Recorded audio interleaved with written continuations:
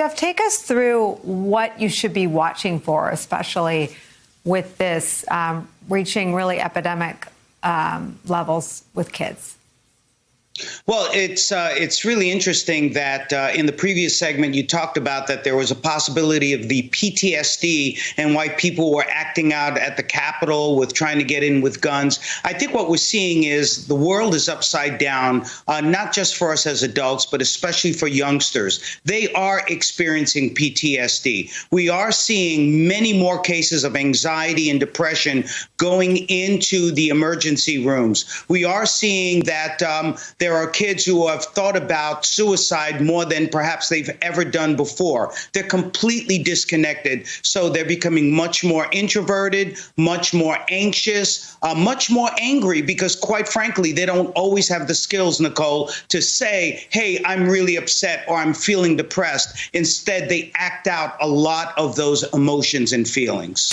Jeff, is the single factor whether you're in-person learning, or is it bigger than that? Is it households sort of fraught with economic anxiety or food insecurity or just fear of illness? Yeah, I think we're seeing a combination of all of those things. Yes, the hybrid learning or learning from home completely has really impacted our youngsters. They're not attending graduations, they're not attending proms, and so that is really wearing them down emotionally. But we're also seeing that being stuck at home all the time, being with the family may not be the experience that they really want. They want to be out with their friends. And parents, such as myself, are saying, no, you have to be careful. You have to social distance. So those things are really upsetting to them. And we're seeing that it is beginning to take a toll on them emotionally. Some of them feel that what is the point of even trying to get a college education when we're looking at this economy and we may not even be able to get a job? So all of these things are coalescing around their psychological state of mind, and it is very negative. You know, Donna, one of the sort of things that I thought about watching Jamie Raskin 8 hours a day for 6 days last week was what he'd just been through as a parent. This just unimaginable, can't take another breath grief that a parent would feel. And I wonder if you think that we're falling down on the public relations, public policy, destigmatizing of this as well.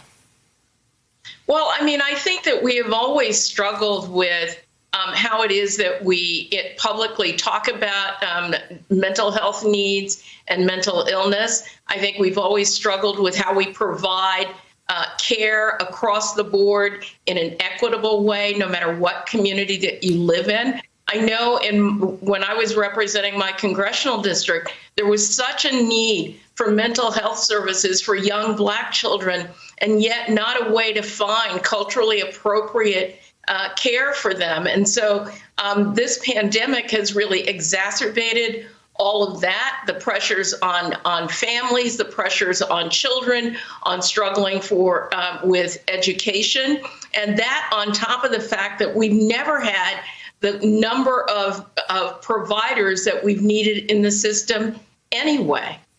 Dr. Gurdier, I wonder if you can just give our viewers some advice about how to monitor your kids and your loved ones for signs of more than malaise. And with President Biden saying we're not getting back to normal till next December, I think malaise is probably a universal sentiment, but obviously depression and suicide is next level. Can you tell our viewers how to look out for the difference?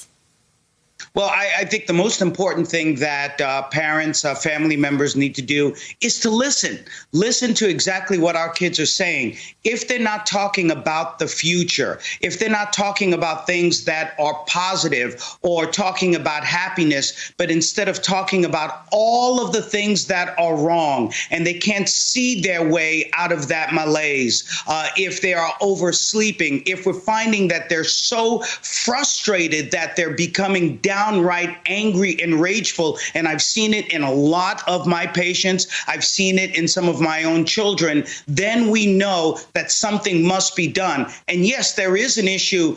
There aren't enough therapists of color, not enough psychiatrists, not enough therapists that are out there, but you have to try to connect your children, whether it's online, I have to say that, whether it's online or whether it's a situation of putting together an informal support group where they can talk to other children or other youngsters, anything that can help them to get them to express their emotions is a positive and cathartic way that we need to go.